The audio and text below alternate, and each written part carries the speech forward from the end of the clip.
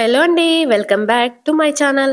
ఈరోజు సీరియల్‌లో స్వప్న దీపాతో మనిషి మామూలుగా ఉంటే ఎలా గొడవ పడతాం వదినా, తేడాగా ఉన్నాడు అని అంటా ఉంటే కార్తీక్ తేడా అంటే అని అడుగుతాడు. వెంటనే స్వప్న వంటి నిండా పొగరున్నోడికి 10,00,00,000 లాటరీ తగిలితే ఎలా ఉంటుంది? కళ్ళు నెత్తి మీద పెట్టుకొని మాట్లాడతాడు. కాశీ ఇప్పుడు అలాగే ఉన్నాడు. లెక్క లేకుండా మాట్లాడుతున్నాడు. నాన్న గురించి నీచంగా మాట్లాడుతున్నాడు. ఏమన్నాడు అని కార్తీక్ అడుగుతాడు. దీప ఏదో కోపంలో అనుంటారు అని అంటది. వెంటనే కార్తీక్ నువ్వెందుకు వాణ్ణి వెనకేసుకొని వస్తావు అని అంటాడు. భార్యాభర్తల గొడవలు బావా అనగానే స్వప్న కాదొదినా, కాశీ ప్రవర్తన చూసి భయమేసే ఇక్కడికొచ్చాను. భయం దేనికి అని దీప అడుగుతుంది. నాన్న అరెస్ట్ అవ్వడానికి కాశీకి ఏదో సంబంధం ఉంది అని అంటా ఉంటే కార్తీక్ సాక్ష్యం చెప్పింది కాశీయే కదా అని అంటాడు. వెంటనే స్వప్న సాక్ష్యమే కాదన్నయ్య, అసలు ఇదంతా జరగడానికి ఎవరో ఒకరు కారణమయ్యే ఉంటారు కదా, ఆ ఒక్కరు ఎవరో కాశీకి తెలుసని నా నమ్మకం. కాశీ తిక్క తిక్కగా లెక్క లేకుండా మాట్లాడుతున్నాడు. అతనిలోని మార్పుకి ఈ కేసుకి ఏదో సంబంధం ఉందన్నయ్య. కార్తీక్ ఆలోచిస్తూ అలా ఉండిపోతాడు. నువ్వేం మాట్లాడవేంటన్నయ్య అనగానే కార్తీక్ ముందు మనం ఇంటికెళ్దాం పదా అని అంటాడు. స్వప్న ముందు నేను అడిగిన దానికి సమాధానం చెప్పు అని అంటా ఉంటే కార్తీక్ ముందు నువ్వు ఇక్కడికి వస్తున్నట్టు ఇంట్లో వాళ్ళకి తెలుసా అని అడుగుతాడు. స్వప్న ఎవరికీ చెప్పలేదు అని అంటది. వెంటనే కార్తీక్ ఈ పాటికి నీ కోసం వెతుకుతూ ఉంటారు, వెళ్దాం పదా. అది కాదన్నయ్య అని స్వప్న అంటా ఉంటే దీప నువ్వు వెళ్ళి పడుకో, నేను స్వప్నాన్ని డ్రాప్ చేసి వస్తాను. స్వప్న ఇంటికి వచ్చిన విషయం ఎవరికీ చెప్పకు, కంగారు పడతారు. దీప బావా స్వప్న నీతో ఏదో చెప్తుంది కదా అని అంటా ఉంటే చెప్పకుండా వచ్చిందంట, అర్థం కావడం లేదా? స్వప్న పద నువ్వు పడుకో అని తీసుకెళ్ళిపోతాడు.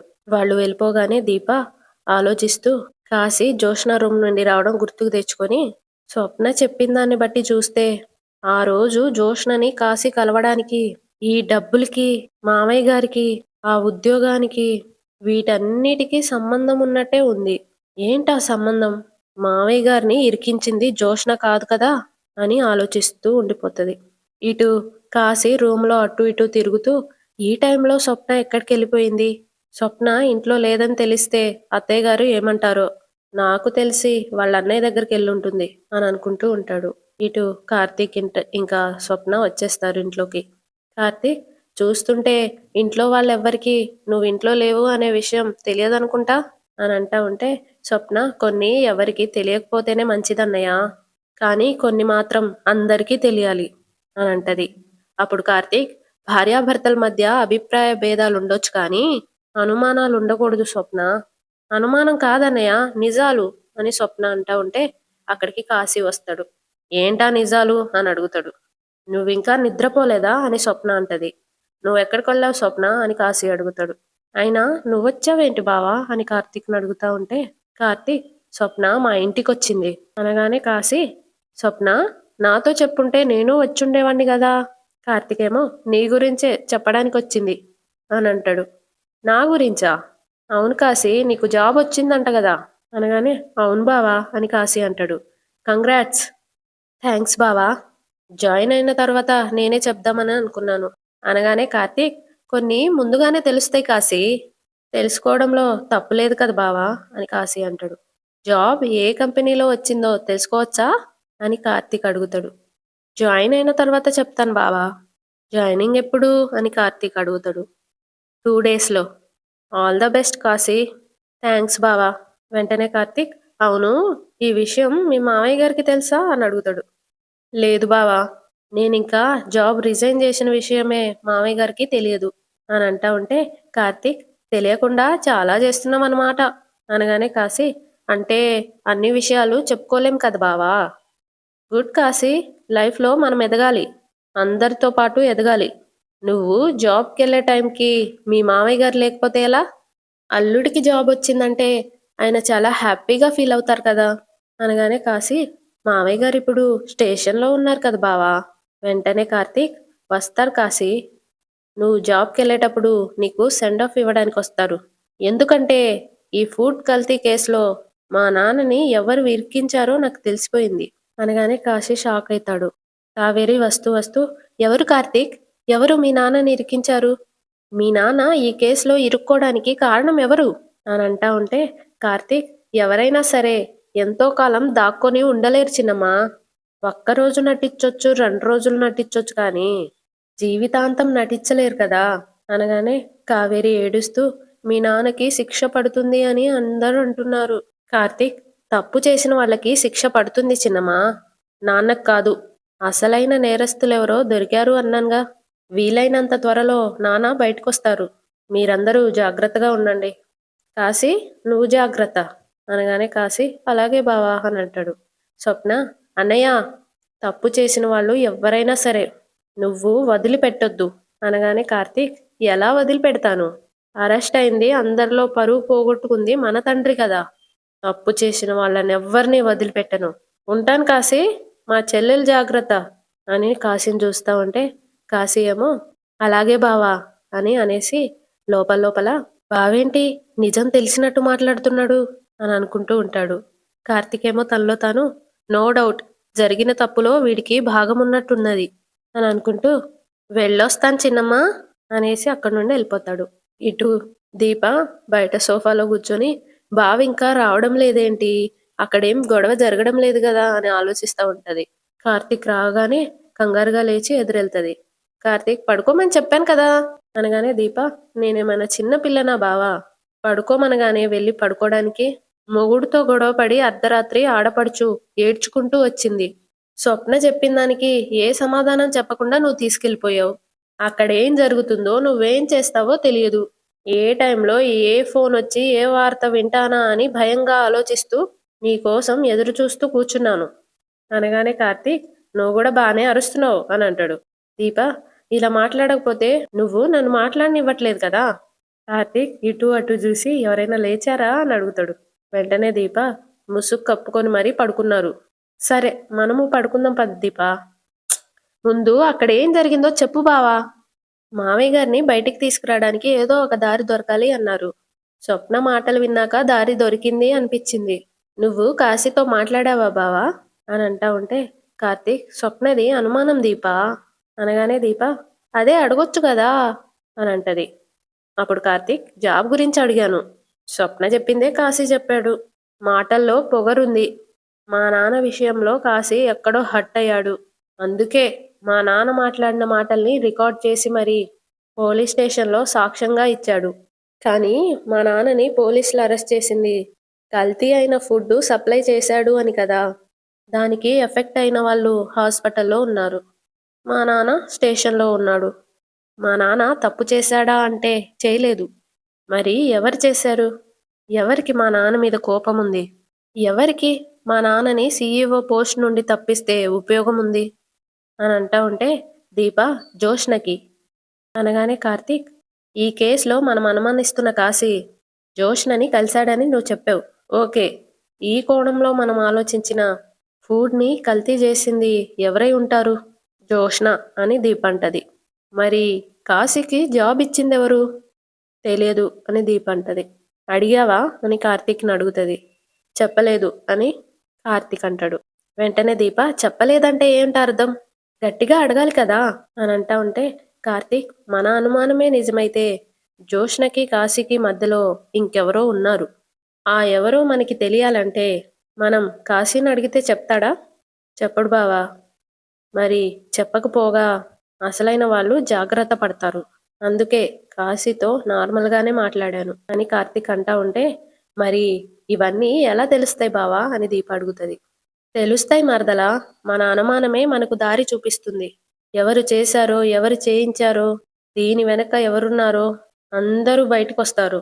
మా అమ్మకి మాటిచ్చాను దీప, మాట నిలబెట్టుకోవడం అంత తేలికేం కాదు. ఎందుకంటే మనది అనుమానమే, బలమైన సాక్ష్యం లేదు. ఓడిపోతానేమో అని భయం కూడా ఉంది. పోలీస్ స్టేషన్లో ఏడుస్తున్న మా నాన్న మొహం చూసినప్పుడు 10 ఏళ్ల వయసులో భయంతో నేను మా నాన్నని పట్టుకొని నేను ఏడ్చిన సంఘటన గుర్తొచ్చింది. నేనేడుస్తున్నప్పుడు మా నాన్న ధైర్యం చెప్పుంటాడు. కానీ మా నాన్న ఏడుస్తుంటే ధైర్యం చెప్పడానికి కూడా నాకు భయమేసింది. ఆ క్షణం నాకెంత కోపం వచ్చిందో తెలుసా దీపా? మా నాన్నని ఈ పరిస్థితిలో ఉంచిన వాళ్ళని జుట్టు పట్టుకొని ఈడ్చుకొచ్చి మా నాన్న కాళ్ళ దగ్గర పడేయాలనిపించింది. కానీ కోపం వెలుగుని మింగేస్తున్న చీకటి లాంటిది. అది వెలుగుతున్న కొద్దీ మనకేం కనిపించదు. మనం కూడా మూర్ఖుల్లా తయారైతాం. అందుకే నేను కోపాన్ని వదిలేశాను. ఆలోచించడం మొదలుపెట్టాను. మనకు ఓ చిన్న క్లూ దొరికింది. దాన్ని పట్టుకొని అసలైన వాళ్ళని ఎలా పట్టుకొని బయటికి లాగాలో ఆలోచించాలి అని అంటా ఉంటే, దీప, మరి మనకి జోష్న మీద అనుమానం ఉంది కదా అనగానే కార్తీక్, ఇక్కడేం మాట్లాడొద్దు, ఇప్పుడేం మాట్లాడొద్దు, ఇప్పటికే చాలా టైం అయింది, ఇక్కడితో క్లోజ్ చేద్దాం అనగానే దీప, మరి నీ ప్లాన్ ఏంటి బావా అని అడుగుతుంది. కార్తీక్, అన్నీ ఇప్పుడే చెప్పేస్తే రేపు నీకు సర్ప్రైజ్ ఏం ఉండదు మరదలా. టైటిల్స్ ఇప్పుడేగా పడ్డాయి, సినిమా రేపు చూపిస్తాను, నీకు కాదు వాళ్ళకి. పద, హాయిగా పడుకుందాం అని వెళ్తారు. ఇటు పారు జోష్నతో, నిజం చెప్పవే అనగానే జోష్న ఏం చెప్పాలి అని అడుగుతుంది. పారు, ఇప్పటి వరకు నిజంగానే అల్లుడు తప్పు చేస్తేనే అరెస్ట్ అయ్యాడు అనుకున్నాను. కానీ కార్తీక్ గాడి మాటలు విన్న తర్వాత కొత్తగా అనుమానం వచ్చింది. ఏంటది అని జోష్న అడుగుతుంది. శ్రీధర్ అరెస్ట్ కావడానికి నీకు సంబంధం ఉందా? ఉందనుకో అని జోష్న అంటది. వెంటనే పారు, "హా! అనుకోవడం ఏంటే, ఉందా లేదా అని అంటా ఉంటే జోష్న, కంపెనీలో నేను చేసిన తప్పులన్నీ బయటపెట్టి నా ఇంట్లో వాళ్ళ ముందే నన్ను దోషిలా నిలబెట్టాలి అనుకున్న మావయ్యని అంతా తేలిగ్గా ఎలా వదిలిపెడతాననుకున్నావు అనగానే పారు, అంటే ఫుడ్ కల్తీ అవ్వడం నేనే చేయించాను గ్రాని. అంటే కాశీగాడితో సాక్ష్యం నేనే చెప్పించాను గ్రాని. పారు గుండెల మీద చేసుకొని, బెయిల్ రాకపోవడానికి కూడా అని అంటా ఉంటే, నేనే కారణం అని జోష్న అంటది. అప్పుడు పారు, "ఆ! ఏంటే ఇది, నువ్వు మరీ ఇంత కిరాతకంగా ఉన్నావేంటే, హాస్పిటల్లో ఉన్నవాడు ఎవడైనా చచ్చిపోతే అనగానే జోష్న, శ్రీధర్ మావయ్య జైలుకి వెళ్తాడు అని అంటది. పారు, ఈలోగా కార్తీక్ గాడు నిజాలన్నీ బయటికి లాగి నిన్ను జైలుకి వెళ్ళేలా చేస్తాడు. నేనెందుకు వెళ్తాను గ్రాని, ఇవన్నీ చేసింది నువ్వే కదే. వెంటనే జోష్న, చేయించాను అని చెప్పాను కానీ చేశాను అని ఎక్కడైనా చెప్పానా? ఎవరితో చేయించావే అంటూ పారు శివనారాయణ అంటాడుగా, ఆ మాటలు గుర్తుకు తెచ్చుకుంటది. శ్రీధర్ కాశీతో మాట్లాడిన మాటలే రికార్డ్ చేసి దాన్నే వాంగ్మూలంగా ఇచ్చాడు అని అంటాడుగా శివనారాయణ. అది గుర్తుకు తెచ్చుకుంటూ, హా, అంటే అంటే ఈ పాపాలన్నీ కాశీగాడితో చేయించావా? అయ్యయ్యో, నిజాలన్నీ బయటపడితే జైలుకెళ్ళేది కాశీగాడా? అయ్యో అయ్యో అయ్యో, ఎంత పని చేశావే. తమ్ముడికి సాయం చేస్తా అని చెప్పి వాడి మెడకే ఉరివేయిస్తావా? ఉండు, ఇప్పుడే వెళ్ళి నీ సంగతి అందరికీ చెప్తాను అని వెళ్తా ఉంటే జోష్న, వెళ్ళు వెళ్ళు వెళ్ళు, హాల్లోకి కాదు, నడి రోడ్లో నిలబడి అందరినీ పోగేసి మరి చెప్పు. నీ గొంతు సరిపోదు అనుకుంటే మైక్ పెట్టుకొని చెప్పు అనగానే పారు, ఏ బెదిరిస్తున్నావా అని అంటది. జోష్న, దీంట్లో బెదిరింపేముంది, నువ్వన్నీ సగం సగమే కదా వింటావు.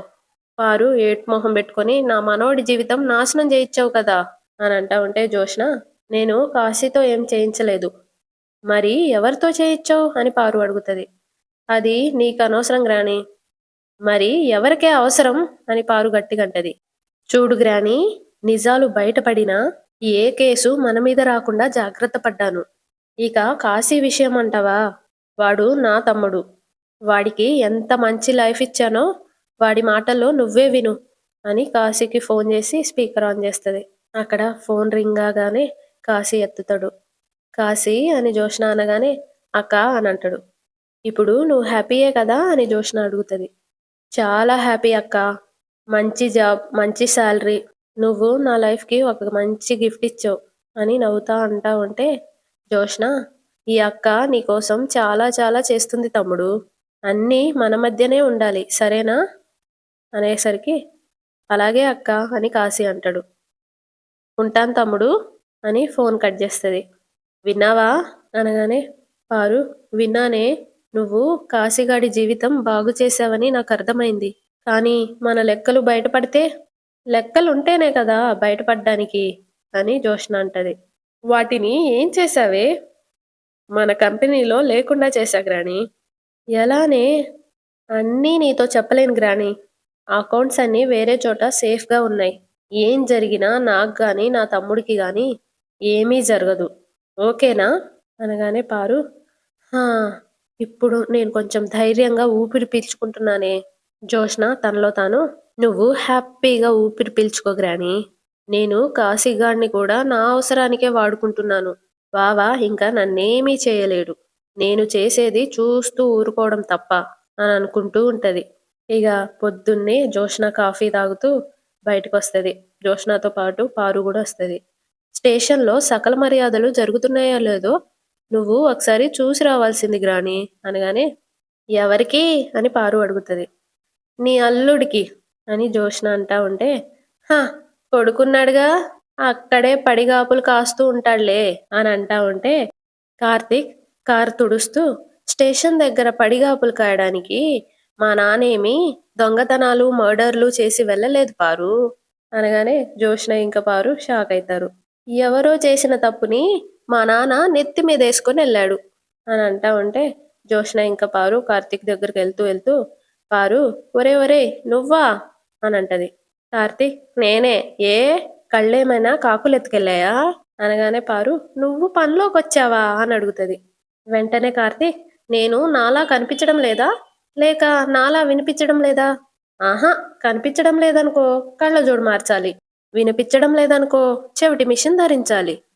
పారు ఒరే నా కళ్ళు చెవులు బానే పనిచేస్తున్నాయిలే అనగానే కార్తీక్ మరి నువ్వేనా అని అడగడం దేనికో మీ నాన్న స్టేషన్లో ఉంటే ఏడుస్తున్న మీ అమ్మని ఓదారుస్తూ పాపం గుండెలు బాదుకుంటూ ఇంటి దగ్గరే బాధపడుతూ ఉంటావు అనుకున్నానురా అనగానే కార్తీక్ అంతా గుండెలు బాదుకుంటూ బాధపడాల్సిన అవసరం ఏంటో తప్పు చేసి అరెస్ట్ అయిన మీ నాన్న గురించిరా పాపం కట్టుకున్న భార్యలిద్దరూ బాధపడరా అని అంటూ ఉంటే కార్తీక్ ఏ తప్పు చేయకుండానే మా నాన్న పోలీస్ స్టేషన్కి వెళ్ళాడు.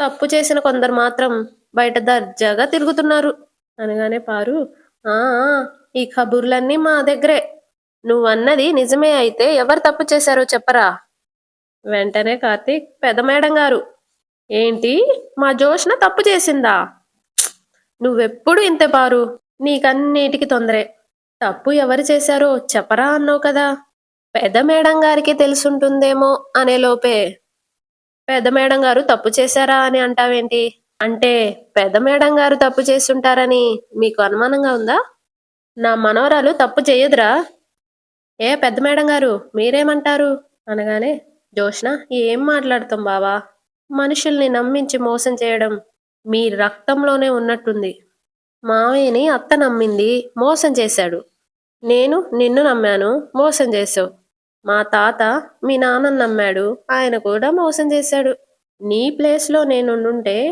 తండ్రి చేసిన తప్పుకు నా మొహం ఎవ్వరికీ చూపించుకోలేకపోయేదాన్ని అని అంటా ఉంటే కార్తీక్ తండ్రి తప్పు చేశాడంటే నువ్వు నమ్ముతావేమో నీ మొహం ఎవరికి చూపించుకోలేవేమో గాని నేను నమ్మను ఒరేయ్ నువ్వు నమ్మినా నమ్మకపోయినా మీ నాన్న జైలుకి వెళ్ళవలసిందే జస్ట్ ఏ మినిట్ పారు ఇక్కడ ఫినిష్ చేసి నీ దగ్గరకు వస్తాను ఏంటి పెద్ద మేడం గారు ఏంటన్నారు మోసం చేయడం నా రక్తంలోనే ఉందా ఈ మాట గుర్తుపెట్టుకో దీనికి చాలా తొందరలోనే ఆన్సర్ చేస్తాను మోసం ఎవరి రక్తంలో ఉందో అప్పుడు మీకే అర్థమవుతుంది జోష్న ఏమో తనలో తాను బావ మళ్ళీ నా పుట్టుక గురించే మాట్లాడుతున్నట్టుగా ఉందే అని అనుకుంటూ ఉంటది. కార్తీక్ పారు ఇప్పుడు నీ దగ్గరకు వద్దాం నువ్వేంటన్నావు మా నాన్న జైలుకి వెళ్తాడా రాసి పెట్టుకో మా నాన్నని కోర్టుకు కూడా వెళ్ళనివ్వను ఎందుకు అని నీకు అడగాలనిపించట్లేదా ఎందుకురా అని పారు అడుగుతుంది హా ఫుడ్ కల్తీ ఎవరు చేశారో తెలిసిపోయింది పారు ఎవరు చేశారా ఎవరు చేసినా కావాలనే చేశారు పారు మీ నాన్న మీద పగ ఎవరికుంటుందిరా మీ అమ్మకి తప్ప వెంటనే కార్తీక్ గుమ్మడికాయల దొంగ ఎవర్రా అంటే నువ్వెందుకు భుజాలు తడుముకుంటున్నావు ఎవరు తప్పు చేశారో ఎందుకు చేశారో ఏ ఉద్దేశంతో చేశారో ఏం ఆశించి చేశారో అన్నీ తెలిసాయి అనగానే జోష్న అయితే ఇంకెందుకు బావా లేటు ఆ మనిషి ఎవరో చెప్పు అని అడుగుతుంది వెంటనే కార్తీక్ ఆల్రెడీ పోలీసులకి చెప్పాను పట్టుకు పొమ్మనా అని పారు అడుగుతుంది పట్టుకోవడానికి రెడీగా ఉండమని చెప్పాను పట్టించేదెప్పుడో అని వెటకారంగా అడుగుతుంది పారు ఆధారాలు దొరికినప్పుడు పారు ఆధారాలు దొరికేదెప్పుడు అని పారు అడుగుతుంది నేనిప్పుడు అదే పనిలో ఉన్నాను పారు దొరకగానే చెప్పరా? చెప్పడాలుండవు పారు. మా నాన్నని ఎలాగైతే అందరి ముందు అరెస్ట్ చేయిచ్చారో, అదే స్టైల్‌లో అందరి ముందు మర్యాద చేస్తూ పంపిస్తాను అనగానే పారు ఎక్కడికి అని అడుగుతది. హ! శ్రీకృష్ణ జన్మస్థానానికి. పారు తనలో తాను శ్రీధర్ అరెస్ట్ అవ్వడానికి కారణం జోష్నే కదా! దీని గురించి తెలిసిపోయిందేమో అని అనుకుంటూ ఉంటది. జోష్న తనలో తాను బావకి ఏదో ఇన్ఫర్మేషన్ తెలిసినట్టుంది. లేదంటే ఇంత కాన్ఫిడెంట్‌గా మాట్లాడడు. కాశీ ఏం చెప్పలేదు కదా! చెప్పినా నేనే తప్పు చేశాను అనడానికి సాక్ష్యాలు దొరకాలి కదా! అని అనుకుంటూ ఉంటది. కార్తీక్ సాక్ష్యాధారాలతో సహా ఆల్మోస్ట్ దొరికిపోయారనుకో. తొందరలోనే, చాలా తొందరలోనే మా నాన్నని ఈ కేసులో ఇరికించాలి అనుకున్న వాళ్ళకి బుద్ధి చెప్తాను. హ!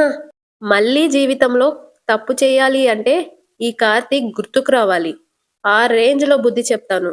ఆ వేడుక చూడ్డానికి అంతా సిద్ధంగా ఉండండి అంటూ ఆ కార్‌ని తుడిసిందాన్ని దులుపుతాడు ఆ టవల్‌ని గట్టిగా వాళ్ళ మీదకి.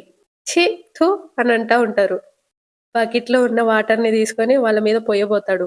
ఏయ్! అని ఇద్దరూ అరుస్తారు. కార్తీక్ నవ్వుతూ కింద పారబోసి లలలా లలలా అనుకుంటూ వెళ్ళిపోతాడు. వెంటనే జోష్న గ్రాని బావే కనిపిస్తున్నాడు. దీపేది అని అడుగుతది.